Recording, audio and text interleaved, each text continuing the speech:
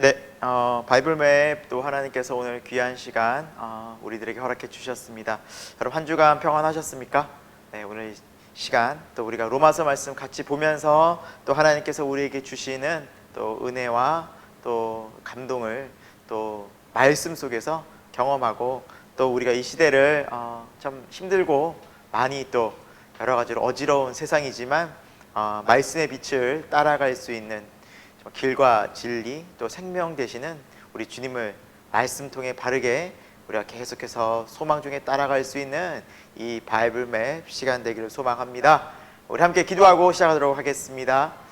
하나님 감사합니다. 오늘 하나님께서 우리들에게 허락해 주신 말씀으로 함께하는 이 거룩한 시간 허락해 주셨습니다.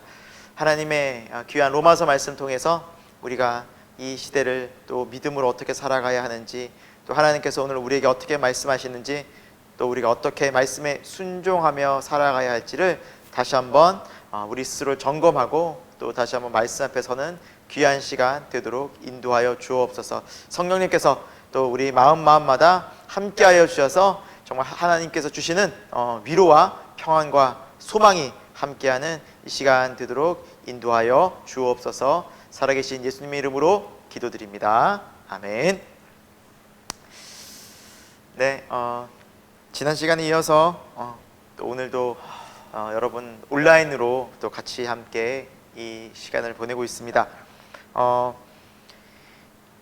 지난 시간 우리 7장과 8장의 로마서 말씀을 함께 살펴봤습니다. 또 우리 안에서 믿음으로 살아가려고 할 때 또 우리 속사람과 겉사람 거듭났지만 우리가 육신을 입고 있기 때문에 계속해서 우리가 우리 마음에서 영적인 싸움이 있고, 하지만 모든 죄와 또 사망 어둠 권세에서 죄의 종에서 우리를 자유케 하시는 또 십자가의 능력 또 성령의 확증 속에서 우리가 정죄함이 아닌 이제는 의의 종으로 정말 이 죄에 갇힌 삶이 아니라 오히려 이 죄를 이기고 정말 그리스도와 함께 또 하나님의 말씀을 또 따라 살아갈 수 있는 거룩한 자녀로 살아갈 수 있는 자유의 종으로 우리를 부르셨다라는 부분에 대해서 살펴보았습니다. 여러분 한 주간 그렇게 사셨습니까? 네, 계속 우리가 그렇게 말씀 가운데 살아가고, 혹 넘어졌다 할지라도, 혹 우리가 이런 유혹에 또 시험에 때로는 죄에 넘어졌다 할지라도 더 이상 하나님 우리를 정죄하지 않으십니다. 다시 회개하고 십자가의 능력 의지하고 은혜 보좌 앞으로 담대히 나아가서 더욱더 하나님 주신 말씀의 능력 또 의지하고 의의 종으로 다시 일어서는 저와 여러분이 되길 소망합니다. 오늘은 로마서 9장의 말씀인데요, 로마서 9장의 말씀, 바울이 이렇게 1, 2절에 자신이 큰 근심과 고통이 있다라고 이제 시작을 하고 있는데, 여기에서는 이제 이스라엘의 구원과 또 이방인의 구원, 이제 구원의 문제에 대해서 이제 바울이 이야기를 하고 있습니다. 바울이 항상 구원에 대해 이야기할 때 마음에 걸렸던 부분이 뭐냐면 바로 유대인의 구원이었습니다. 이스라엘의 구원. 네, 이스라엘의. 왜? 자기가 이스라엘 사람이었기 때문에 이스라엘의 구원을 항상 마음에 품고 있었습니다.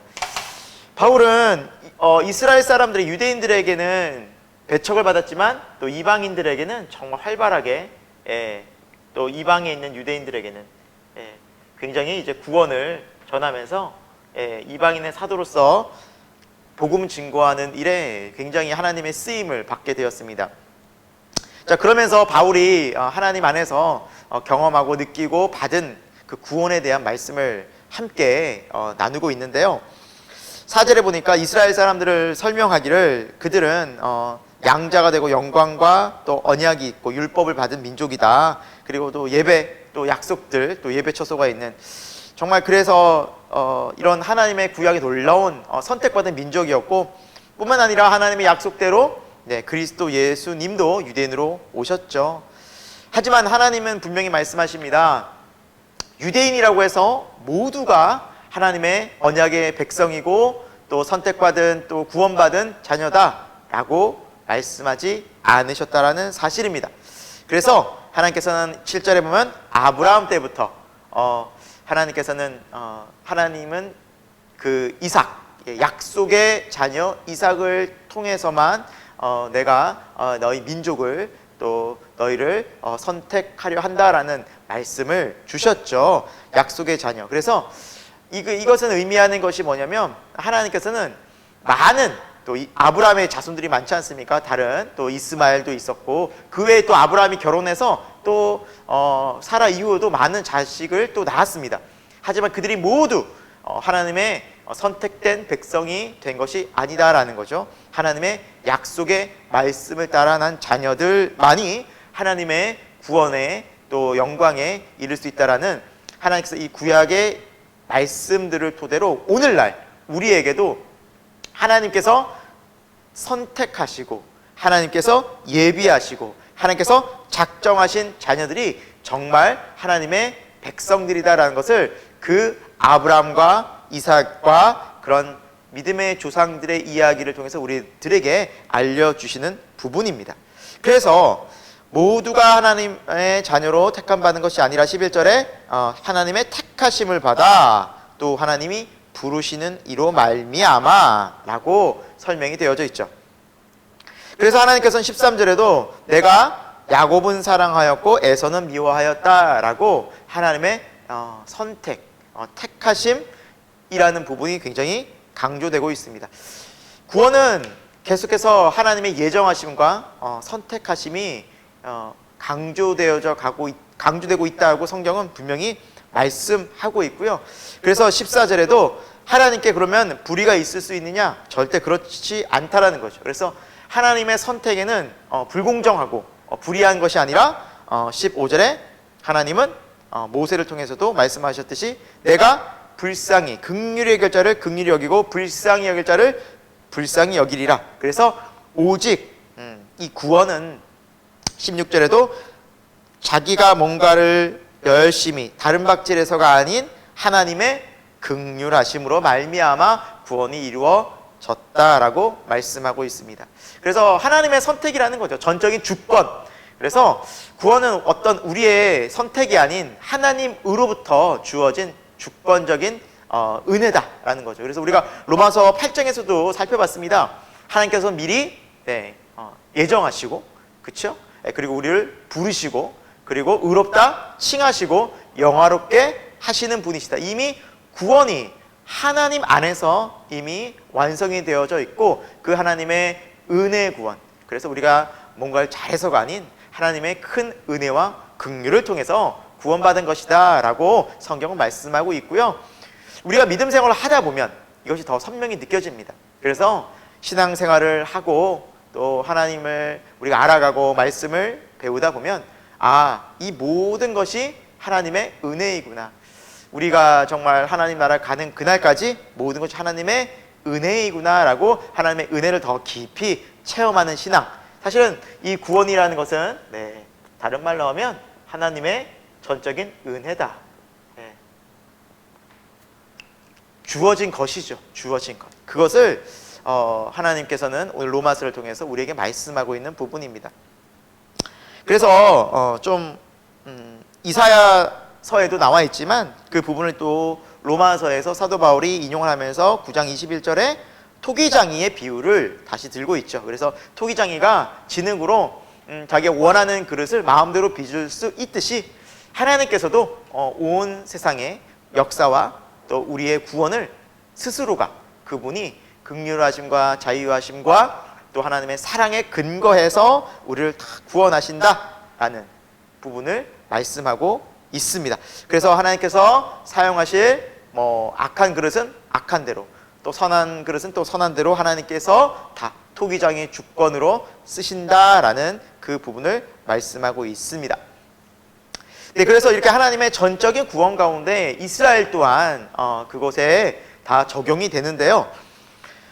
27절에도 보면 이사야 선지자가 이렇게 얘기를 하고 있죠. 이스라엘에 관하여 외치되 이스라엘의 자손의 수가 비록 바다에 모래가 뜰지라도, 그러니까 아무리 많을지라도 어떤 자만 구원받습니까? 남은 자만 구원받는다. 그래서 다 구원받지 않는다. 이스라엘 민족이라고 해서 다 하나님께서 구원해 주신 것이 아니라 남은 자, 끝까지 믿음으로 정말 주 여호와 하나님을 경외하는 그 남은 자들만 구원받는다라는 말씀을 허락해 주십니다. 자, 30절에도 이제 믿음은 이제 율법이 있고 율법을 행해야만 구원받는 것이 아니라 오직 믿음으로, 믿음으로, 오직 주 예수 그리스도를 믿음으로, 그렇게 구원받는다라는 것을 이제 강조하고 말씀하면서 30절에도 이방인들이 의롭게 된 것은 율법이 아니라 바로 예수 그리스도를 믿음으로 난 하나님의 약속의 말씀을 믿음으로 말미암아 구원받은 것이다. 동일하죠. 구약의 율법도 마찬가지로 하나님의 약속의 말씀, 그 하나님의 말씀을 믿는 믿음으로 구원받는 것이고, 또 신약에서도 예수 그리스도라는 율법의 완성 되시는, 정말 말씀 자체 되시는 예수 그리스도를 그 믿음으로, 그 말씀을 믿음으로 말미암아 구원받는, 이것이 계속해서 강조되고 있습니다. 그래서 행위란 32절에 절대 행위로 구원을 받을 수 없는 것이 아니라, 받을 수 있는 것이 아니라, 행위는 우리가 마치 부딪힐 돌을, 결국은 행위로는 구원을 받을 수 없구나. 율법을 주신 이유는 뭡니까? 지난 시간에도 우리가 함께 살펴봤듯이, 자, 이 율법을 다 지킬 수 없구나. 그러면 뭘 느낄까요? 이 율법의 역할은 무엇입니까? 율법이 있는 이유는, 내가 죄인이구나. 율법을 지키려고 아무리 애를 써봐도 절대 지킬 수 없는 죄인이구나. 하나님의 말씀을 우리 완전히 지킬 수 없는 죄인이구나. 그래서 하나님 앞에 죄인됨을 인정하는. 그래서 우리는 주의 긍휼로 말미암아, 하나님의 은혜로 말미암아, 하나님의 자비로 말미암아 하나님의 은혜로 구원받는다는 것을 우리가 이렇게 인정하게끔 만드는 것이 이 율법의 역할이었다는 사실이죠. 하지만 유대인들은 이 율법을 완벽하게 지켜야 구원을 받는다고 착각해서 계속해서 십자가의 복음, 또 바울이 이야기한 이 복음에 계속 부딪혔던 것입니다. 자, 그 내용이 이제 9장에서 나오고요. 10장으로 넘어가 볼까요? 10장. 자, 10장에 계속해서 사도 바울의 마음에 계속해서 이제 이스라엘의 구원에 대해서 또 말씀을 하고 있습니다. 그래서 1절에도 바울의 마음에는 항상 이스라엘이 구원받는 것, 정말 하나님 안에서 그 바울의 마음은 항상 자기 민족에 대한, 동족에 대한 애틋한 그런 마음으로 가득 차 있었습니다. 참 안타까운 것이었죠. 그러면서 이제 사도 바울이 자신의 민족 이스라엘 유대인들에게 그들의 어떤 상태인가 라고 2절부터 말씀하는 걸 보면은, 이스라엘 사람들은 하나님께 열심히 있으나 올바른 지식을 따르는 것이 아니니라 라고 2절에 말씀하고 있죠. 참 중요한 말씀입니다. 여러분, 우리가 신앙생활을 할 때에도 하나님 앞에 열심히 있는 사람이 있습니다. 네.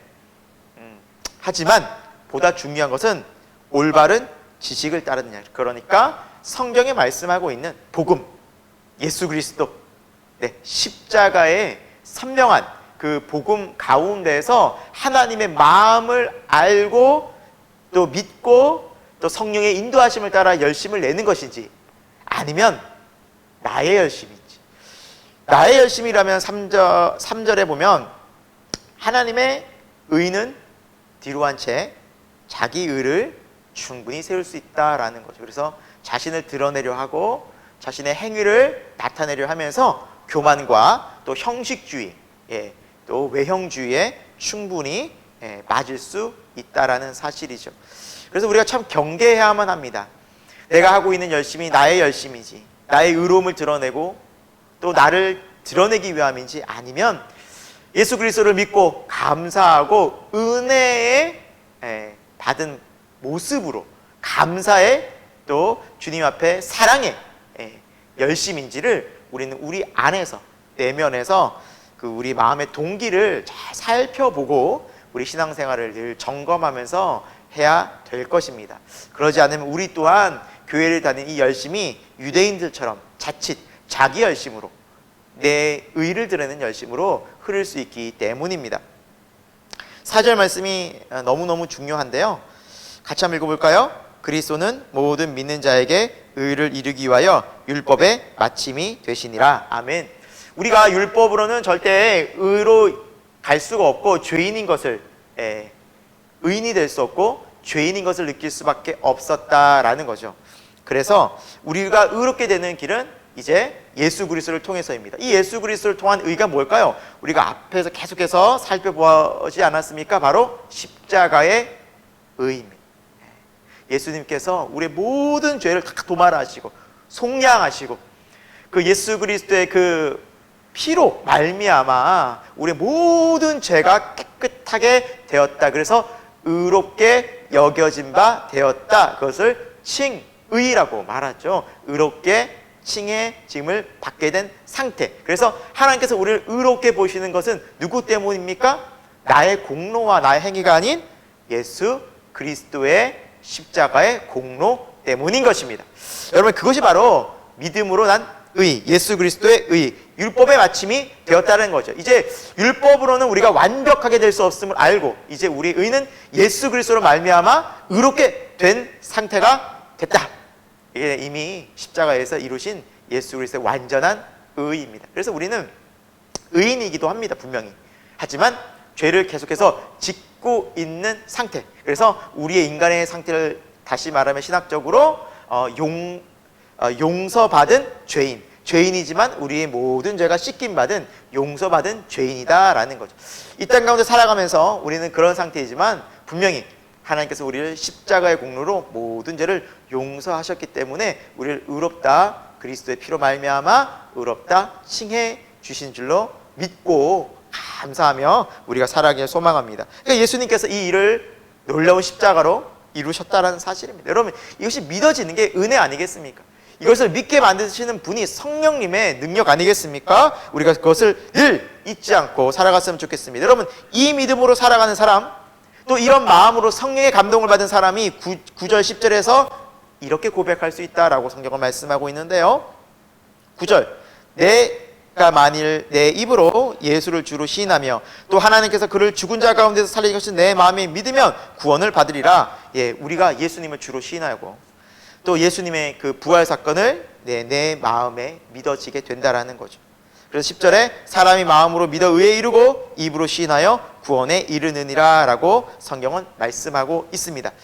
여러분, 이 로마서 10장 9절과 10절은 신앙 고백에 있어서도 매우 중요한 구절이기도 합니다.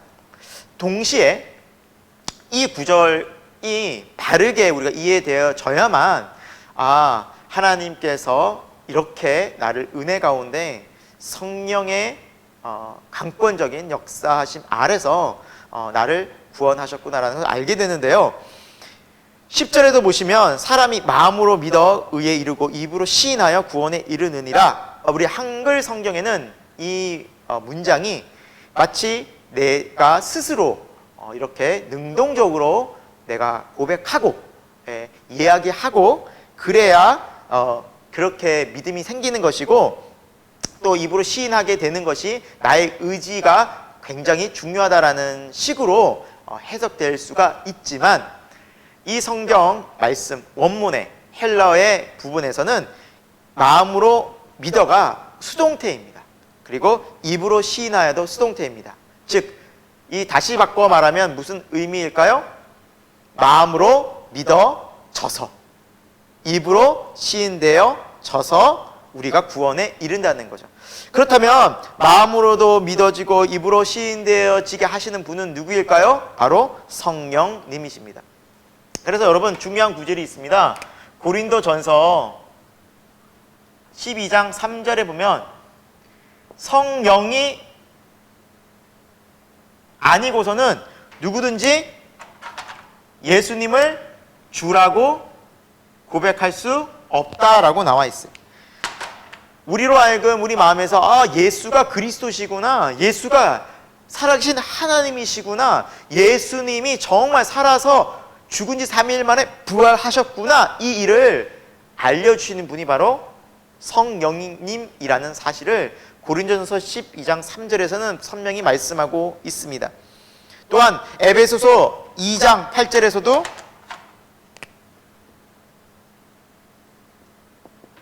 뭐라 말씀하십니까?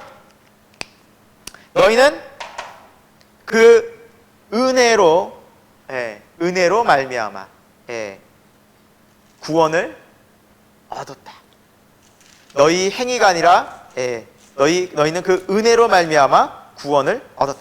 제가 이 에베소서 2장 우리 8절 말씀을 한번 읽어드리도록 하겠습니다. 너희는 그 은혜에 의해서 믿음으로 말미암아 구원을 받았다라고 말씀하고 있죠. 여러분, 은혜에 의하여 믿음으로. 은혜라는 건 무엇입니까? 주어지는 것입니다. 내가 어떤 행위를 하고 내가 어떤 노력을 해서 받는 보답이 아니라 이 은혜라는 것은 바로 십자가의 예수 그리스도의 공로의 은혜, 하나님께서 이루신 것들을 우리가 받은 것입니다. 그래서 그 십자가에 이루신 그 사건, 예수 그리스도의 그 십자가의 사건을 우리가 은혜로 이 믿음이 주어졌다라는 겁니다. 그래서 구원은 얻었다라고 표현을 하는 거죠. 여러분, 그래서 여기 이 로마서 10장의 9절 10절 말씀은 우리가 의지적으로 뭔가를 선택을 하고 의지적으로 믿고 의지적으로 고백을 해서 내가 하나님의 자녀가 됐다는 의미가 아니라 이미 성령님께서 십자가에서 이루신 예수 그리스도의 놀라운 그 구원의 은혜와 사랑과 능력을 성령을 통해서 우리들에게 이미 알려주셨고 깨닫게 해주셔서 믿음으로 이렇게 믿어지지 않을 수 없게, 또 입으로 시인되지 않을 수 없게 만드셔서 주님은 그리스도시고 하나님의 아들이십니다. 부활하셨습니다. 내 죄를 사해 주셨군요. 감사합니다. 라고 깨닫게 주셔드리는 믿음의 고백입니다. 여러분, 이 로마서가 쓰여진 당시에는 이 믿음의 고백을 드리는 사람들은 어떤 처벌을 또 어떤 결과를 마주한 줄 여러분 좀 잘 아시지 않습니까? 유대인들 같은 경우에는 출교를 당했습니다. 그리고 이방인들 같은 경우에는 로마의 심한 탄압을 받고 굉장히 고통 속에 살았습니다. 쫓겨다니고 또 피해 다니기도 했습니다. 얼마나 많은 어려움을 겪었습니까? 힘든 일을 겪었습니까? 그럼에도 불구하고 내 생명 다하여 예수 그리스도를 내가 믿는다, 믿는다라고 하나님 앞에 믿음을 고백했다라는 사실입니다. 여러분, 믿는다는 것은 그래도 심장을 드린다는 뜻 아니겠습니까? 그래서 이때 예수 그리스도를 믿는 것은 성령께서 역사하지 않으시고는 영적인 눈이 성령을 통해서 거듭나게 해주지 않고는 예수님을 절대 볼 수 없다는 것이 여러분 선명한 성경의 말씀입니다. 그래서 잘못된 교리를 전하고 있는 예를 들자면 구원파 같은 경우, 또 다른 우리 잘못된 교리를 전하고 있는 곳에서는 예수님을 입으로 시인만 하면 구원받으니 빨리 시인하라고, 빨리 믿고 시인하면 이렇게 구원받으니까 빨리 하라고 자기 결정권 또 자유의지를 굉장히 강조하고 있지만 성경이 말씀하고 있는 참된 구원은 자기가 스스로 결정할 수 있는 것이 아닙니다. 우리 앞에서 쭉 봤지 않습니까? 하나님께서 미리 정하시고, 그렇죠? 부르시고, 그 다음에 칭의, 의롭다 칭함을 얻는 그 거듭남의 사건을 이미 하나님의 놀라운 은혜의 예정 가운데 다 허락해 주신 것입니다. 그래서 내가 구원을 선택하고 말고의 문제가 아니었다는 사실이죠. 그래서 하나님께서는 우리를 은혜로 부르신 토기장의 전적인 주권 가운데 이 구원이 이루어지고 있다는 것을 여러분 꼭 잊지 마시고, 저 구원에, 참된 구원에 우리가 정말 감사하고 정말 그 은혜를 찬양하고 영원히 하나님께 영광 돌릴 수 있는 저와 여러분이 되길 소망합니다.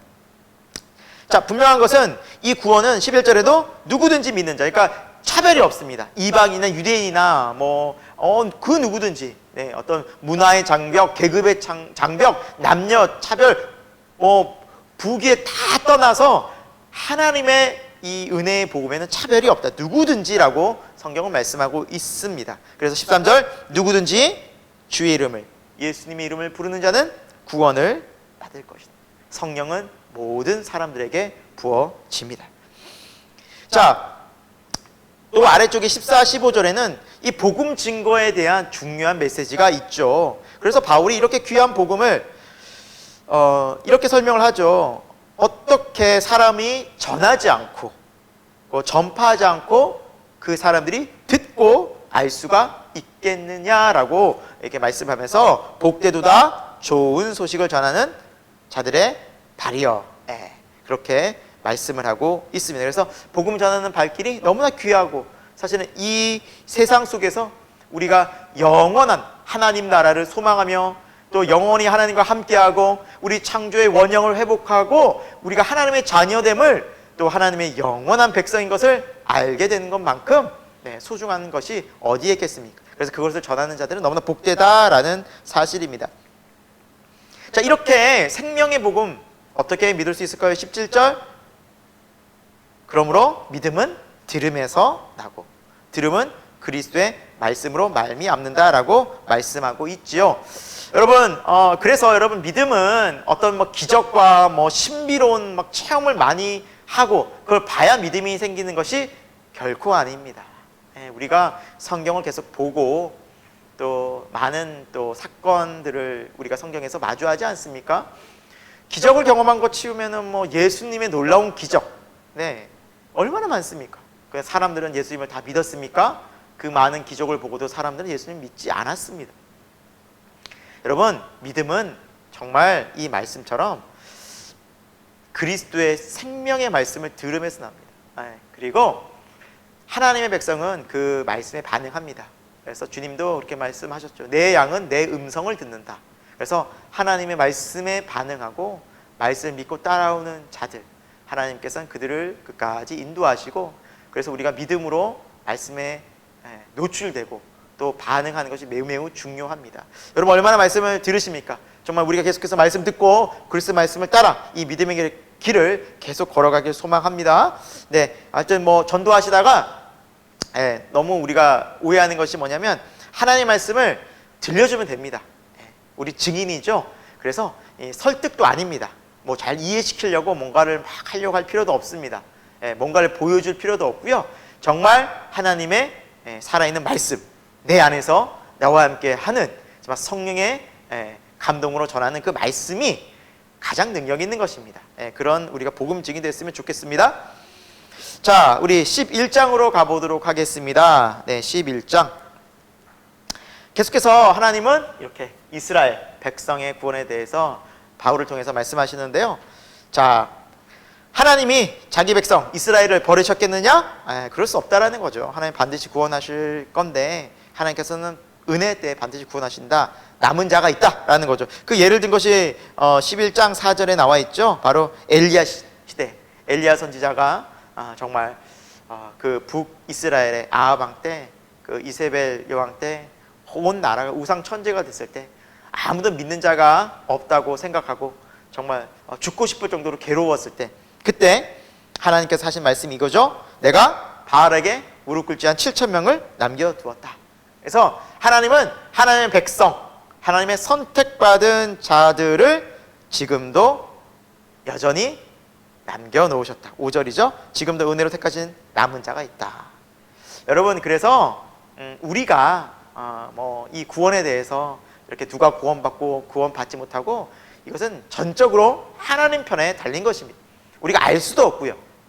그러나 중요한 것은 우리가 정말 믿음의 삶을, 증인된 삶을 살고 또 이 땅 가운데서 우리와 같이 믿음으로 하나님께서 구원받고 하나님의 백성된 자를 부르실 때 정말 우리가 그들과 함께 믿음으로 함께 사랑 안에서 믿음의 공동체의 교회를 이루면 될 것 같습니다. 남은 자가 있습니다, 여러분. 남은 자가 있고요. 우리가 그들에게 또 계속해서 또 사람들에게 복음을 전하다 보면 남은 자, 믿음 있는 자는 반응하게 됩니다. 자, 11절에는 이제 이스라엘과 이제 이방인의 이제 구원에 대한 관계를 이제 설명하고 있는데요. 이제 하나님께서 이스라엘 백성들이 처음에 이제 구원을 받아들이지 않으니까 이제 그 구원이 이방인들에게도 넘어갔죠. 그래서 나중에는 이제 이스라엘이 이제 시기나게 되어서 다시 돌아올 것이다, 이렇게 예언하고 있는 장면입니다. 그래서 결국 하나님께서는 이스라엘 백성을 구원할 계획도 갖고 계신다라는 겁니다. 하나님께서는 이스라엘을 버리지 않으셨습니다. 그 증거로 계속해서 이스라엘이 이제 2000년간 이제 땅도 없이 전 세계에 떠돌아다니다가 1948년도에 이제 이 나라를 어떻게 보면은 세우는 역사 유례 없는 일이 벌어지게 되죠. 왜냐하면 하나님께서 이스라엘을 구원하시겠다 약속하셨기 때문에 이스라엘이라는 나라를 계속해서 존속하게 하시는 것이죠. 다른 게 아니라 특별히 이스라엘에 잘나서가 아니라 하나님의 선택하심이었죠.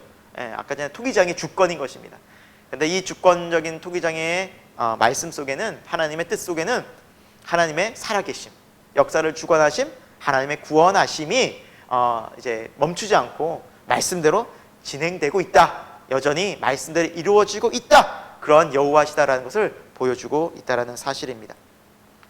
자, 그리고 13절부터는 이제 이방인의 이제 구원에 대해서 쭉 이제 얘기하고 있습니다. 그래서 17절에도 보면은 돌감나무, 참감람나무가 이렇게 나오는데요.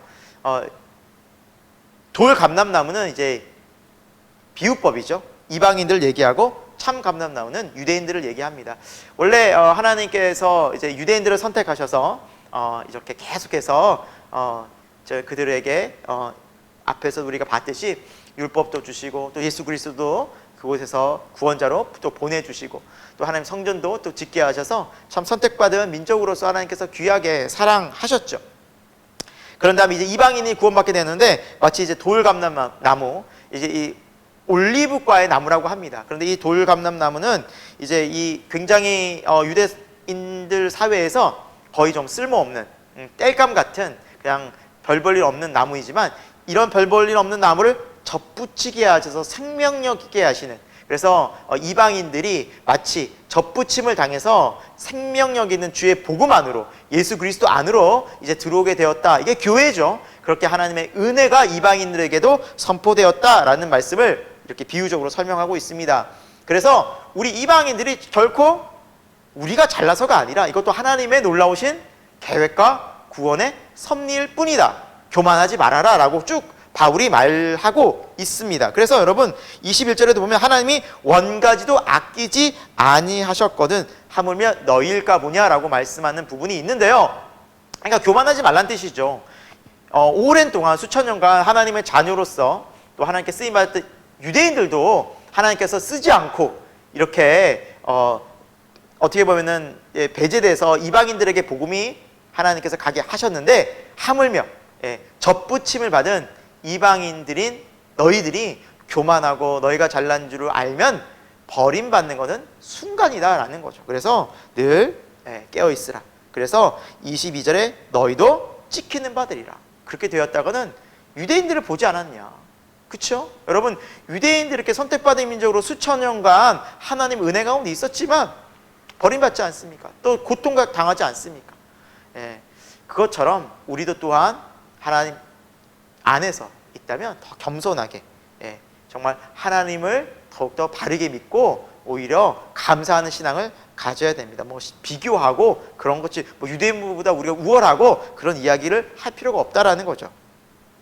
자, 이제 결국에는 이스라엘의 남은 구원은 어떻게 될까요? 25절에 이 신비를 너희가 꼭 알기를 원한다 하면서, 이 신비는 뭐냐? 이방인의 충만한 수가 돌아오게 되면 이제 이스라엘도 돌아오게 될 것이다. 이렇게 하나님의 뜻을 예언을 사도 바울이 하고 있습니다. 그래서 하나님의 구원은 계속 진행형이지만 또 하나님의 큰 구원의 틀은 이렇게 완성되어져 가고 있다라는 겁니다. 자, 하나님은 이렇게 복음 가운데서 우리를 좀 택하셨습니다. 택하셨고 원수된 자를 어떻게 보면은 하나님의 나라에서 멀었던 우리를 부르셔서 사랑받는 자로 우리를 은혜 가운데 택정하셨죠. 그래서 29절에도 하나님의 그 놀라운 은사와 부르심에는 후회하심이 없고요. 우리를 이렇게 구원하신 하나님은 놀라운 구원을 또 우리를 통해서 날마다 이루어 가실 줄로 믿습니다. 그래서 그 하나님의 구원을 이야기하면서 사도 바울이 33절에 뭐라고 말합니까? 깊도다 하나님의 지혜와 지식이 풍성하며, 누가 그의 판단을 헤아릴 것인가? 누가 그를 알 수 있을 것인가? 하나님의 그 지혜와 그 지식에 또 광범위한 영원한 그 뜻을 감히 누가 측량이나 할 수 있겠는가라는 거죠. 구원은 전적인 하나님의 손에 들어 있습니다. 그래서 36절 모든 만물이 주에게서 나오고 또 주로 돌아가고 모든 것이 주님의 것입니다. 그래서 이 구원의 역사는 여러분 우리 개인적인 구원뿐만 아니라 전체적인 이 온 민족의 구원은 전적인 하나님의 주권이라는 사실입니다. 그 내용을 계속해서 사도 바울이 우리에게 말씀하고 있습니다. 우리가 구원받은 것도 또 앞으로 하나님께서 구원을 이루시는 것도 하나님의 전적인 주권 가운데 있습니다. 하나님의 은혜 가운데 있습니다. 하나님의 긍휼하심과 자비하심, 토기장이 되신 주님의 주권 가운데 있음을 여러분 믿으시고, 또 우리 또한 그렇게 하나님의 전적인 은혜와 주권 가운데 있음을 믿고 오히려 감사하고, 또 우리가 자랑치 말고 교만치 말고 겸손하게 정말 주님을 감사하고 찬양하면서 이 구원의 길을 끝까지 달려가길 소망합니다. 자, 오늘 12장까지 좀 하려고 합니다. 12장 말씀을 우리가 좀 같이 좀 볼 텐데요. 자, 12장의 1절에 보시면 하나님은 우리의 몸을 하나님이 기뻐하시는 거룩한 산 제물로 드리고 이것이 우리의 영적 예배다라고 말씀하고 있습니다. 여러분, 우리가 왜 몸을 드려야 하면 드려야만 한다고 말씀하냐면, 여러분, 우리가 거듭났다는 것은 우리 마음이 거듭난 상태입니다. 그렇죠? 그래서 우리의 육신은 여전히 이 세상 속에 살면서 또 유혹도 받고 또 죄도 짓고, 네, 우리 육신이 또 이렇게 게을러지기도 하고, 그래서 하나님의 뜻을 벗어날 때 우리가 예배 때 우리 자신을, 우리 정말 육신의 정욕을 또 하나님 앞에서 잘못된 그런 우리 육신의 죄악들을 철저히 주님 앞에 온전히 드리면서 내가 죽고 이제 그리스도와 함께 내가 죽고 그리스도 예수와 함께 내가 사는 그런 삶으로 다시 한번 회개 과정이 끊임없이 필요하다는 말씀인 것입니다. 그것이 참된 예배요, 영적으로 드리는 예배라는 것입니다. 여러분, 그래서 그렇게 살아가면서 우리는 어떤 마음이어야 할까요? 2절에 다 함께 읽어볼까요? 너희는 이 세대를 본받지 말고 오직 마음을 새롭게 함으로 변화를 받아 하나님의 선하시고 기뻐하시고 온전하신 뜻이 무엇인지 분별하도록 하라 라는 것이죠. 그래서 여기서 중요한 것은 오직 마음이 새롭게 되고 변화를 받아, 그러니까 이것이 선제적으로 우리한테 이루어진 사건이 바로 거듭남의 사건이죠. 우리 마음이 새롭게 됐어요. 십자가 예수 그리스도의 큰 은혜와 긍휼, 그리고 우리의 죄를 용서하시는 그 십자가의 은혜를 성령님께서 알게 해주시고 또 깨닫게 해주셔서 하늘의 생명, 영생을 부어받은 자들은 이제 이 세대 속에서 이 세대를 본받아 이 세대를 따라가는 것이 아니라 오히려 하나님의 뜻이 무엇이지? 하나님의 선하신 뜻이 무엇이지? 이 땅 가운데 정말 하나님께서 여전히 하나님께서 하시고자 하시는 그 선하신 일들이 무엇이지? 분별하는 삶, 순종하는 삶이 함께 이제 함께 간다는 것이죠. 이제 순종의 삶이 함께 펼쳐진다는 사실입니다. 여러분, 우리의 삶이 이렇게 바뀌어진 것입니다. 그래서 12장에는 다 그러한 믿는 자의 모습들이 나옵니다. 믿는 자의 모습, 어떻게 살아가야 하느냐라는 거죠. 자, 이제 믿는 자들은 하나님께서 우리 각 믿음의 분량대로 각각 은사를 주셨다라는 거죠. 그래서 여러분, 우리 몸에 이제 손이 있고 또 다리가 있고 또 눈이 있고 뭐 입이 있고 귀가 있고 다 지체가 있듯이 이제 우리는 머리 대신 예수 그리스도를 따라서 온 지체가, 교회 여러 지체들이 연합해서 한 몸을 이루는 곳이 바로 교회 공동체다라고 말씀하고 있습니다. 그래서 각각 하나님께서 은사를 다르게 주셨고요, 그 은사대로 교회를 또 섬기고 또 이 땅 가운데서 서로 교회에서 연합하면서 하나님의 나라를 함께 이루어가라고, 아름답게 연합해 가라고 말씀하고 있습니다. 그래서 우리에게 하나님께서는 은혜대로, 값없이 주신 하나님의 그 긍휼하신 은혜대로 은사를 주셨는데, 6절부터 보시면 예언의 은사, 또 섬기는 은사, 또 가르치고 위로하고 구제하고 다스리고 긍휼을 베푸는 그러한 은사들을 우리에게 다 주셨다라는 거죠. 그래서 은사들은 다르지만 뭐가 더 뛰어나고 또 뭐가 더 저급하고 이러한 개념이 있는 것이 아닙니다. 다 우리 몸의 지체가 각각 소중하듯이 모든 은사는 소중하고 서로 연합하게 하기 위한 하나님의 선물이라는 사실입니다. 그리고 9절에 보시면 사랑에는 거짓이 없나니, 또 계속해서 사랑을 강조하고 있죠. 10절에도 형제를 사랑하고, 그렇죠?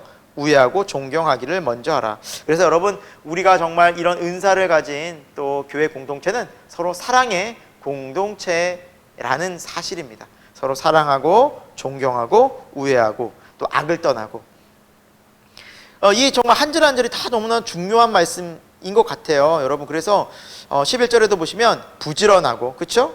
또 열심을 품고 주를 섬기라는 거죠. 또 12절에도 소망 중에 즐거워하고, 환난 중에는 인내하고, 또 기도에 항상 힘쓰고, 성도들의 쓸 것을 또 서로 공급하고, 서로 도와주고, 성도들끼리 또 손님 대접하기를 또 힘쓰라라는 말씀을 하고 있습니다. 여러분, 이것을 한 단어로 묶으면 뭘까요? 사랑이라는 거예요. 사랑. 그래서 하나님께서는 우리 교회의 공동체에게 여러 가지 각양각색의 은사와 능력들을 주셨습니다. 일적인 부분이, 사역적인 부분이죠. 하지만 또한 동시에 교회 공동체는 사랑의 공동체입니다. 그것을 위해서 우리가 사랑하고 좀 섬기고, 이것이 함께 연합해 가야 됩니다. 일만 열심히 하는 것이 아니라 일을 열심히 할 뿐더러 서로 사랑하는, 이것이 함께 가는 것이 바로 건강한 공동체고 믿음의 거듭난 그런 신앙인의 모습이다라는 것이죠. 14절부터 또 21절까지 마지막은요, 정말 우리가 함께 한 절 한 절 읽으면서 좀 마무리했으면 좋겠습니다. 로마서가 여러분 이신칭이, 즉 믿음으로 말미암아 우리가 구원받는다, 너무나 중요한 믿음의 교리를 우리가 앞에서 쭉 우리가 다뤘습니다.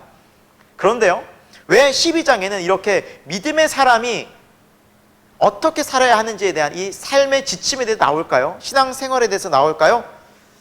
여러분, 이것은 그것입니다. 믿는다고 하면서 삶과 믿음이 분리되어지지 않는다는 거죠. 절대 신앙은 삶과 연합되어져 있다라는 겁니다. 뗄래야 뗄 수 없다라는 거죠.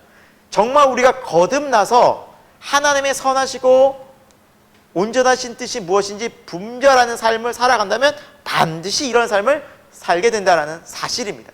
그래서 말뿐인 기독교가 아닌, 그냥 지식적인 기독교가 아닌 정말 실천적인 바른 십자가 복음의 기독교는 이러한 삶을 같이 병행하면서 삽니다. 같이 읽어보겠습니다. 14절, 너희를 박해하는 자를 축복하고 저주하지 말라라고 말씀하고 있습니다.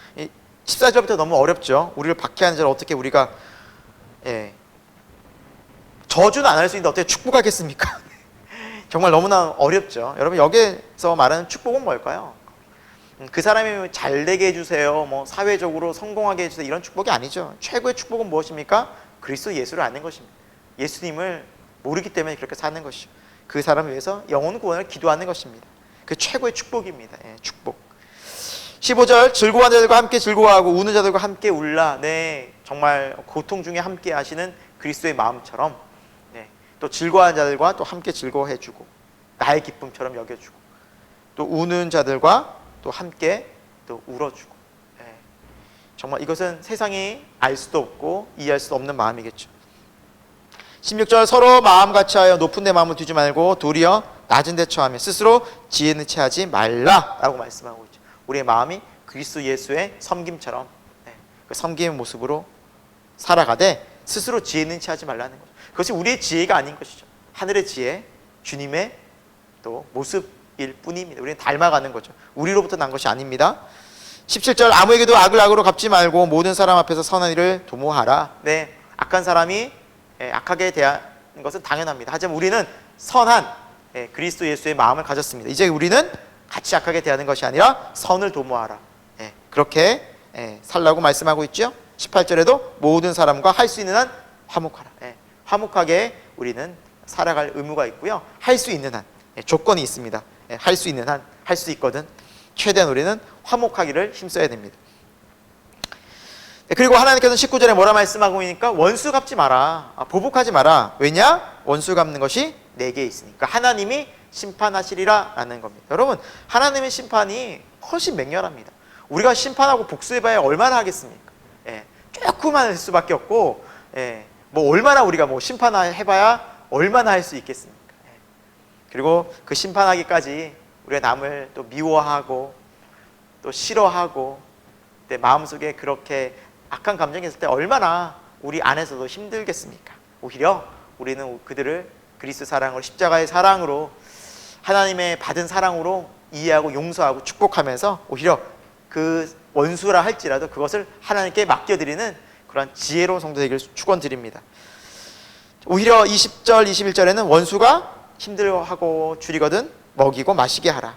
그렇게 한 이유가 뭡니까? 숯불을 그 머리에 쌓아놓으리라 라고 20절에 말씀하고 있어요.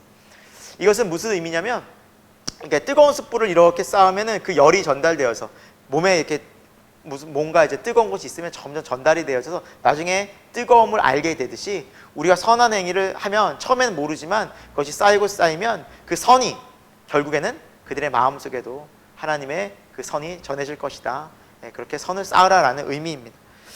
자, 21절 마지막으로 악에게 지지 말고 선을 이기라. 네, 우리 주님께서 십자가로 우리 모든 죄 대신해서 십자가에서 이기셨죠.